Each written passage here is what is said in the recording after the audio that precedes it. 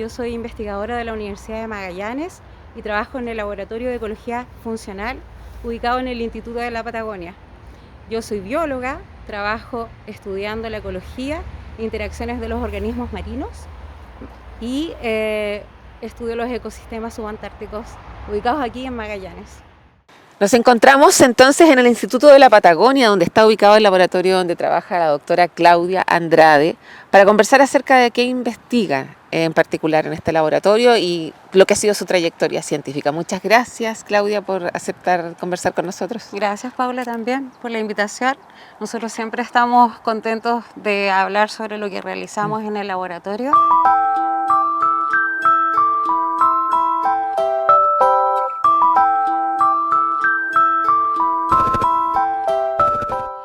El laboratorio, si bien igual es uno de los nuevos que existe en la universidad, tiene por lo menos ya 3 años, que no es mucho.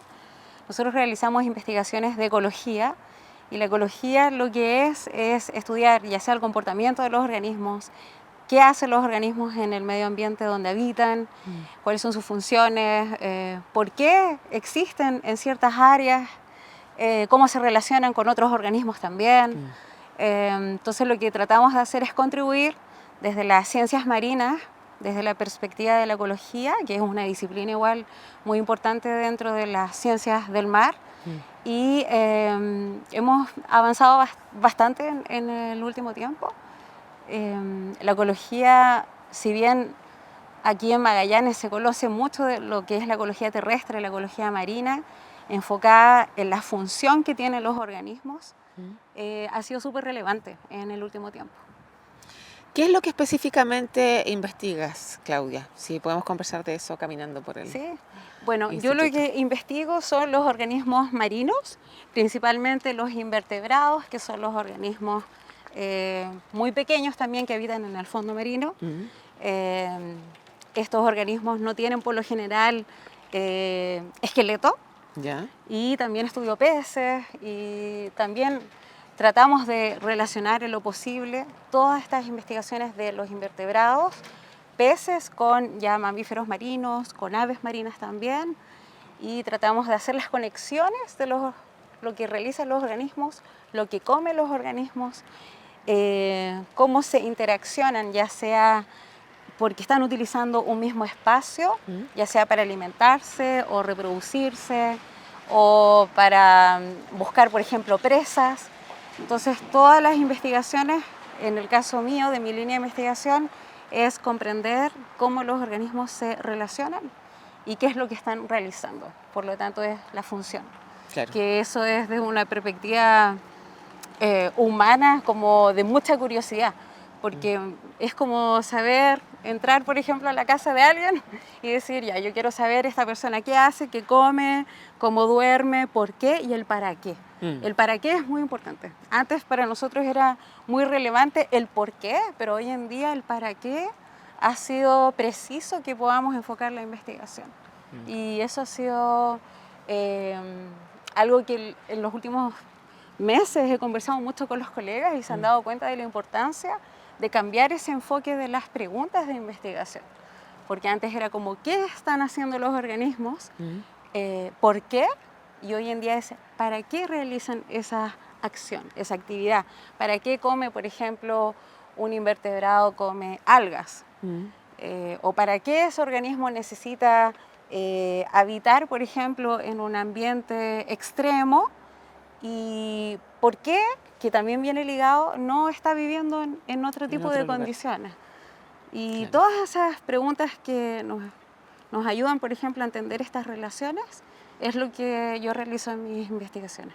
Cuando hablas de invertebrados y después separas con peces, hablamos de los peces aparte porque no tienen vértebras, pero tienen espinas. ¿Tienen alguna...?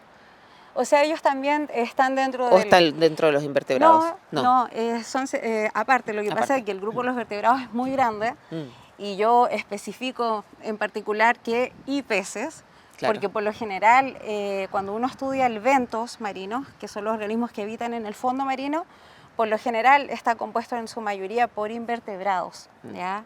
Por ejemplo, hay caracoles, los erizos, los crustáceos. Y también hay peces que habitan en el fondo marino, porque la mayoría de las personas conocen que los peces, por ejemplo, habitan en la superficie del mar o en la columna de agua, pero también hay algunos que habitan en el fondo marino, como hay peces de roca, no sé, peces planos, por ejemplo, que necesitan el sustrato para cazar presas, por ejemplo. Ya. Y por eso yo como que los separo dentro de Claro. la investigación. Sí. Y cuando hablamos de fondo marino, ¿qué es lo más profundo que has podido investigar y en qué zona? Lo más profundo que hemos podido investigar ha sido recientemente y que ha sido como una anécdota para nosotros dentro de los registros, ha sido hasta 3.500 metros de profundidad. Algo súper novedoso, porque por lo general las personas que estudian ecología y que estudian el ventos, es como que se clasifican de alguna manera. Ya, yo estudio ecología, pero solamente de playas.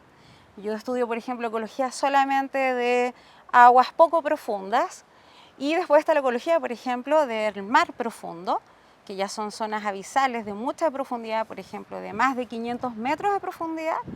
Y en ese caso nosotros no nos hemos cerrado a seguir generando conocimiento, porque existe justamente poco conocimiento sobre lo que habita en aguas profundas. Por lo tanto, para nosotros descubrir qué es lo que hay, entender qué es lo que están realizando esos organismos ha sido fundamental.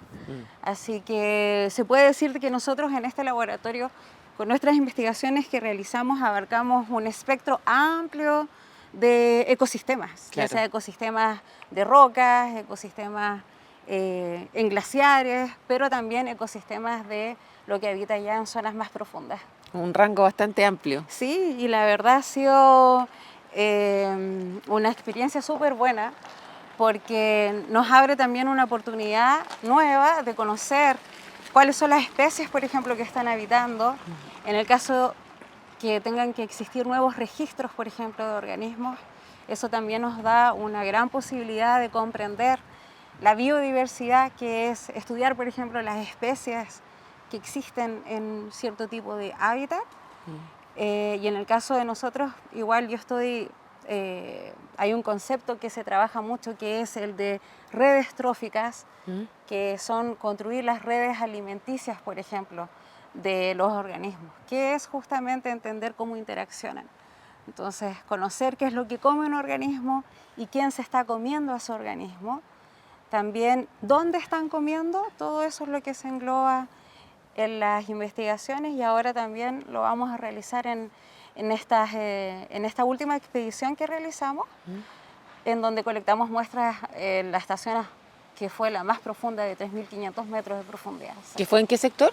Eso fue en la plataforma continental, que queda entre el canal de Chacao hacia el sur. Ya. En toda esa zona geográfica podemos encontrar que existe una zona de plataforma continental, que uno cuando ve un mapa, por ejemplo, solamente lo ve como plano, pero si coloca el relieve para ver cómo es el fondo marino, uno va a ver que hay como también montañas submarinas. Claro. Y en esas montañas submarinas es justamente cuando uno muestrea, pero esa distancia hacia abajo, que es lo mismo como si estuviese uno escalando una montaña, pero esto lo está haciendo debajo del mar, y coloca los equipos, los instrumentos. En este caso nosotros muestreamos con una rastra, que lo que hace es como un trineo. Entonces este trineo en el fondo marino va a ir colectando las muestras y por cierta cantidad de tiempo, y luego va subiendo de a poco hasta llegar a la superficie y vemos qué es lo que hay en ese equipo. Claro. ¿En qué estado se encuentran todas esas especies, esas vidas que estudias, dado, digamos, la perspectiva que te da conocer desde las rocas, como decías tú, glaciares, intermareal, medianas profundidades, hasta los 3.500, que fue la última experiencia con CIMAR? ¿Te refieres al estado como de conservación? Exactamente. Bueno, se conoce muy poco. De hecho, hoy en día, cuando uno revisa las listas de las especies y su estado de conservación, hay desconocimiento de la gran mayoría de los organismos. y hay poca actualización también de la información. Ya. Porque uno podría decir de que hace 20 años atrás, por ejemplo, cierta especie estaba en un estado normal de su población, pero hoy en día esa especie está siendo sobreexplotada, entonces pasa a categorizarse como vulnerable, por ejemplo. Y para eso se requiere hacer investigaciones, porque justamente el estado de los organismos puede ir variando también de acuerdo al impacto que nosotros, o también ya sea los cambios que ocurren en el entorno, también están afectando a ciertos estados de conservación de especies. Y eso es algo súper relevante de considerar cuando hacemos registros de la biodiversidad que hay en ciertos hábitats, por ejemplo. Y es una información que requiere también mucho tiempo de investigar, porque hay que conocer incluso aspectos de la biología de esos organismos. Claro. Por ejemplo, si cambia el estado de conservación de una especie, quiere decir de que existe, por ejemplo, alguna condición que no le permita estar como estaba en un periodo anterior, ya sea efectos en su biología, en la reproducción, por ejemplo. Quizás existe un déficit, no sé, hay más machos o más hembras, por ejemplo. Y así pueden existir muchos casos de ejemplo para poder abordar cómo son los cambios de los estados de conservación de las especies. ¿Y cuáles son las principales amenazas de estas especies? Depende también de ciertas zonas geográficas. Hay algunas que están siendo más amenazadas que otras. Pero cuando nosotros nos enfocamos aquí en Magallanes o todo lo que es el cono sur austral, una de las amenazas que ha sido muy citada y existen muchos equipos de investigación trabajando hoy en día ha sido el cambio climático, sobre todo porque aquí en Magallanes nosotros pasamos constantemente por un ambiente muy dinámico, entonces cambia, por ejemplo, las condiciones de viento, estamos teniendo, por ejemplo, diferencias en temperatura, más derretimiento, por ejemplo, de los glaciares. Entonces, como toda esta dinámica, de alguna manera nos va a estar impactando, y los otros impactos que existen en otras áreas van muy asociados, pero con el impacto antropogénico. Nosotros acá, si bien tenemos una población pequeña comparada con otros puntos en el mundo, igual estamos evidenciando que existen evidencias de impacto antropogénico, y sería también interesante saber cuáles los porcentajes, por ejemplo, de cómo esto está afectando a estados de conservación de especies.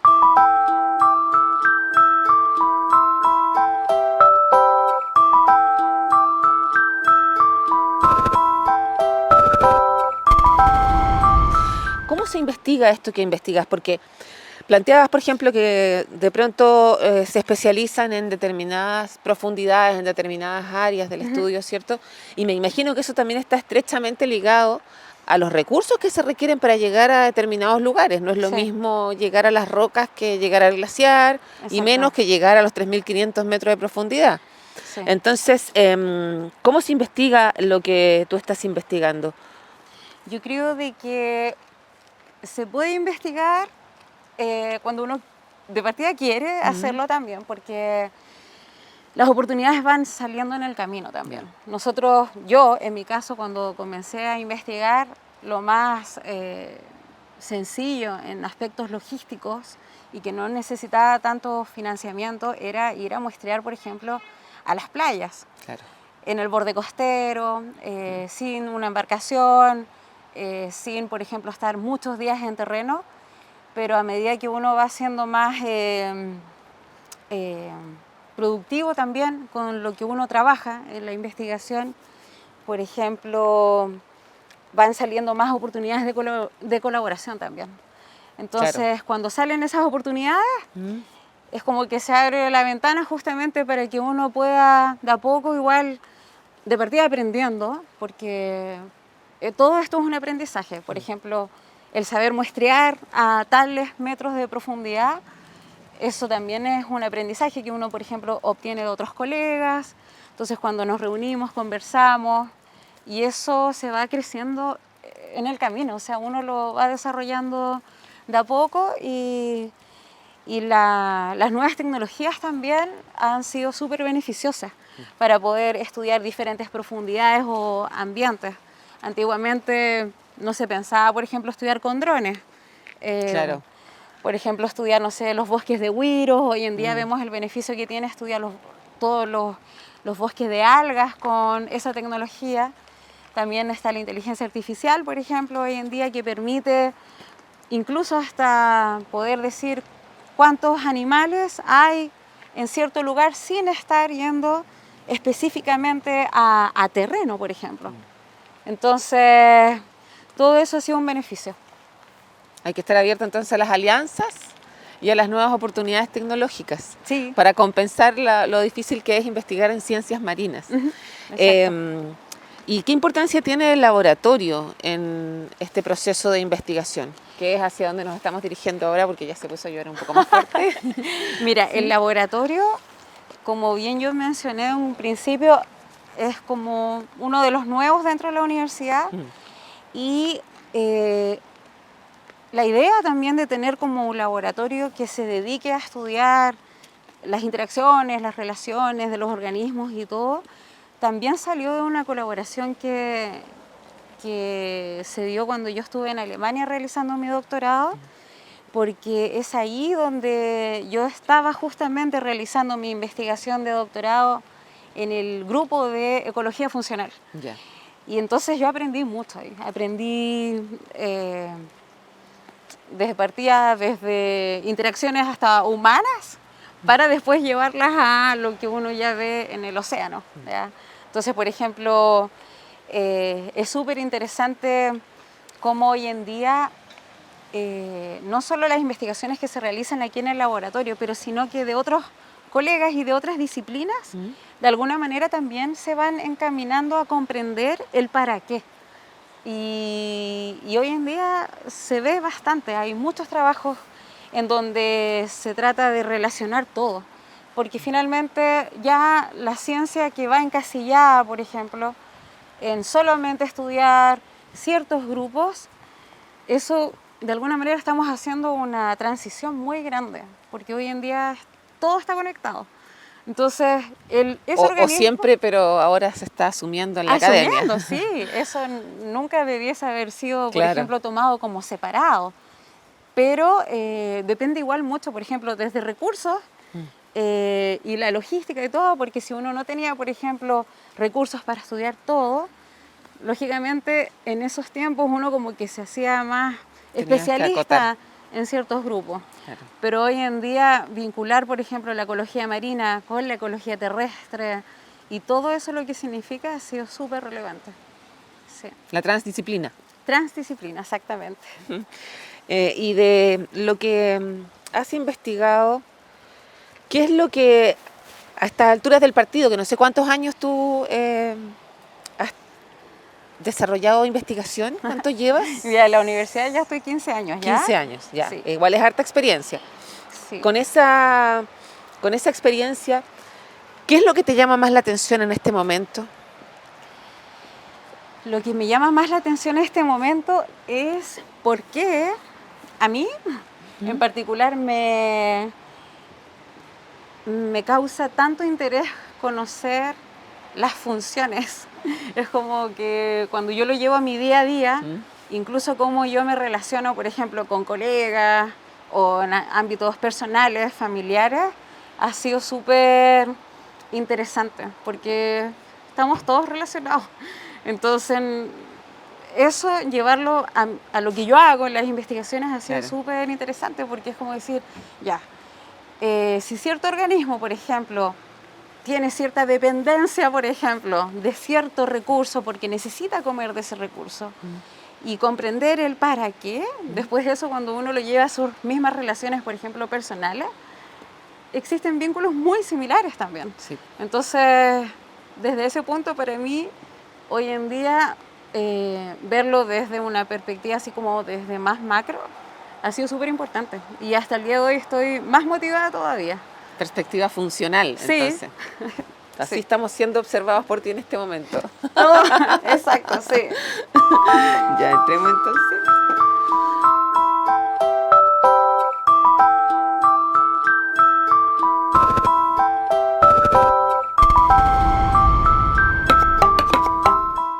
Ya estamos entonces en el laboratorio de ecología funcional, concepto del que estábamos hablando, ¿cierto?, recientemente, y tú mencionabas que es muy importante haber evolucionado del por qué al para qué a la hora de hacer investigación.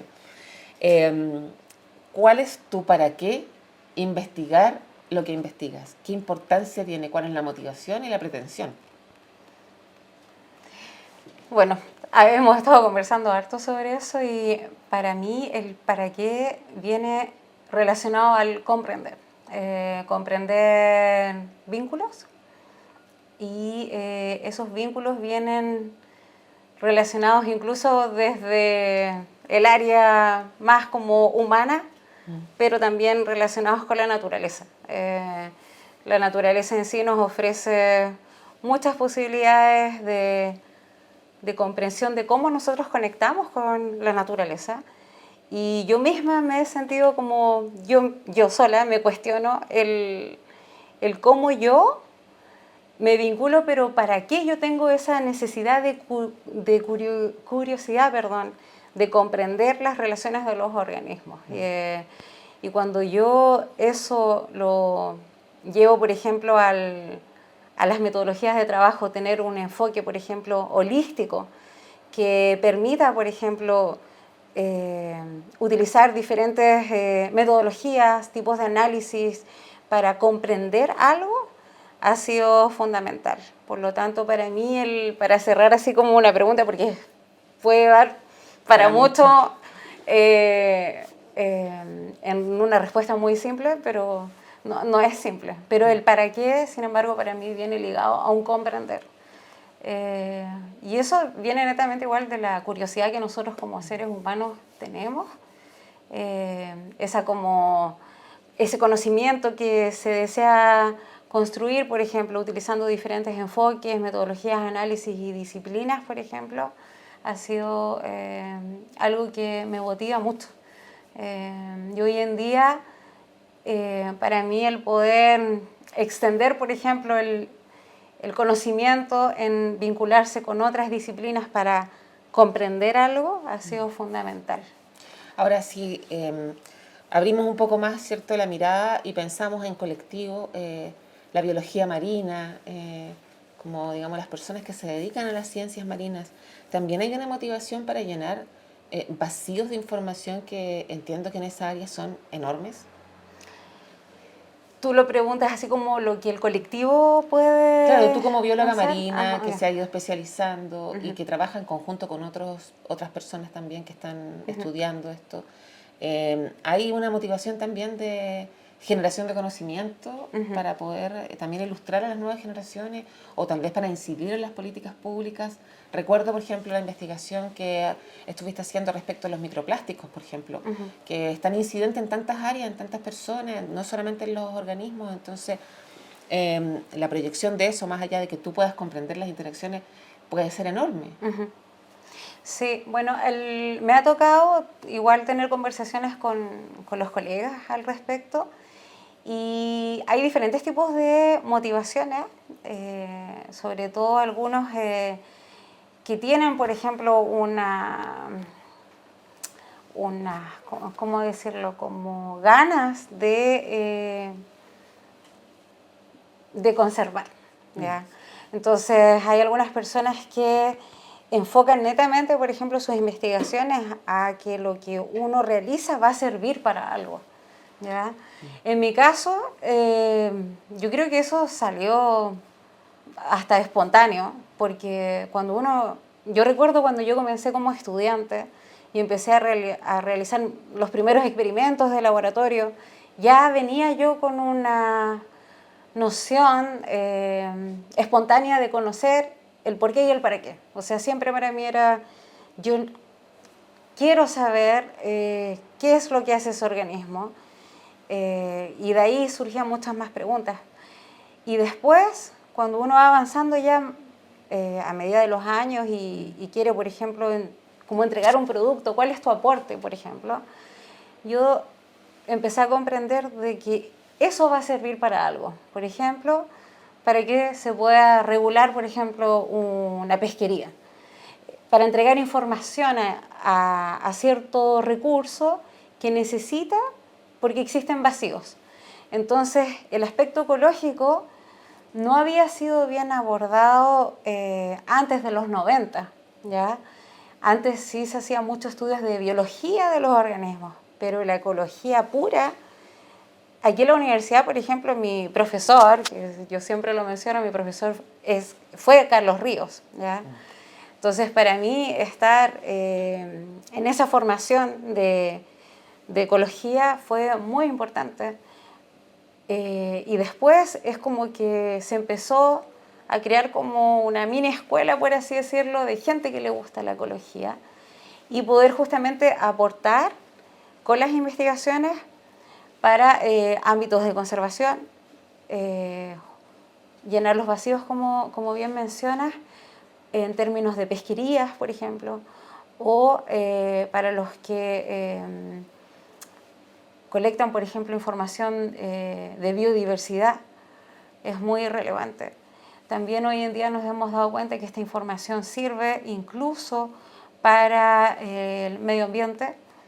Entonces, cuando uno va registrando, por ejemplo, indicios de que hay impacto, por ejemplo, antropogénico, uno ya puede comunicar a las personas que regulan lo que nosotros hemos encontrado.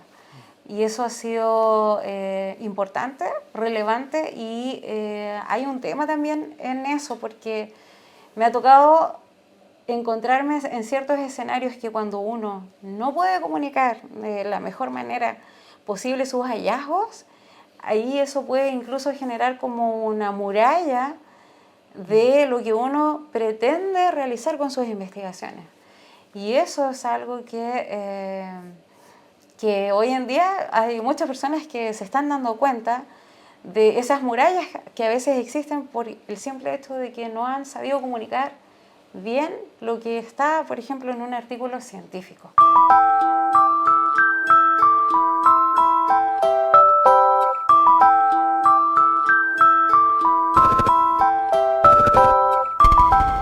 Sí. Y a eso ya mi última pregunta, porque más allá es cierto de los espacios de ciencia que se utilizan para divulgar la generación de conocimientos nuevos, básicamente destinado a que los pares vean esa información, ¿qué esfuerzos has hecho tú para llegar al resto de la sociedad y qué segmentos en particular te interesan? Yo creo que dentro de los esfuerzos, que todo ha sido un aprendizaje, y este aprendizaje incluso viene involucrado con prueba y error, porque uno puede partir ya, yo creo que esto quizás es mejor comunicando, por ejemplo, en colegios, pero después uno dice, ¿quedó eso realmente reflejado para, por ejemplo, una próxima generación?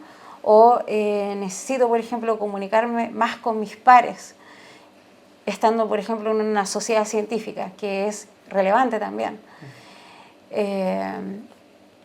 Y me he dado cuenta que todo tiene que estar conectado, nuevamente. Estar, por ejemplo, vinculándose con niños pequeños, que son los que tienen mayor capacidad, por ejemplo, de apertura de mente para comprender y para hacer muchas preguntas. Incluso estas preguntas que son como casi retruco, cuando uno va y les expone algo y ellos te dicen, ¿y por qué estás haciendo eso? ¿O para qué? Claro. Ellos ya parten desde la edad, incluso con 7 años, con el para qué. Nosotros, como te decía, hoy en día es como un cambio de paradigma de lo que está ocurriendo, de cómo se hacía la investigación antes y ahora.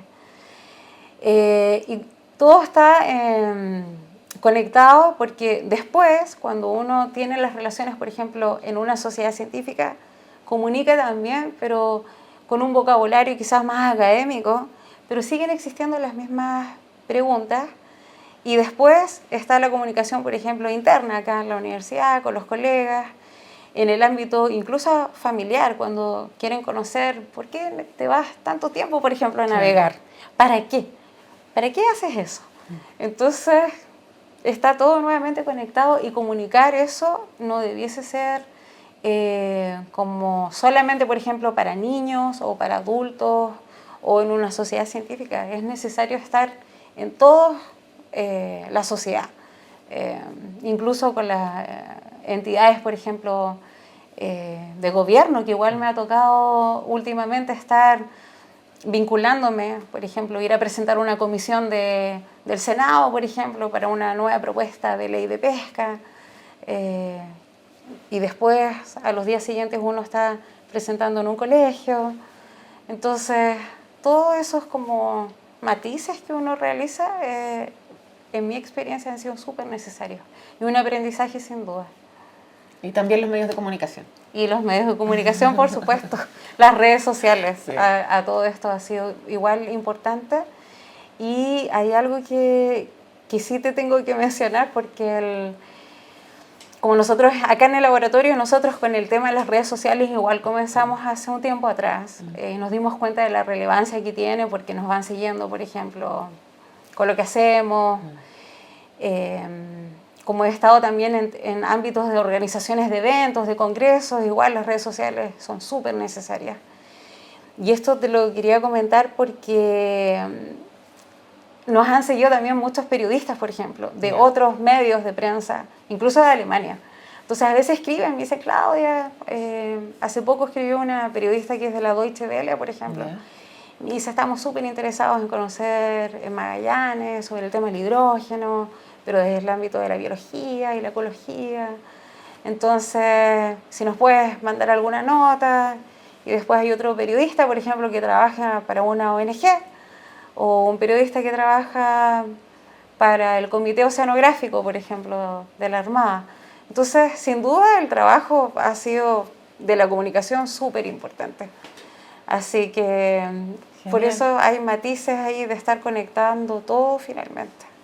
Y una buena evidencia cuando empiezan a contactarte para saber más información y poder divulgarla al resto de la sociedad. Así que gracias también por entregarnos información a nosotros, que esperamos que vuele muy lejos este programa y llegue a muchas personas. Gracias, Paula, también. Bueno. Muchas gracias. La ciencia da conciencia.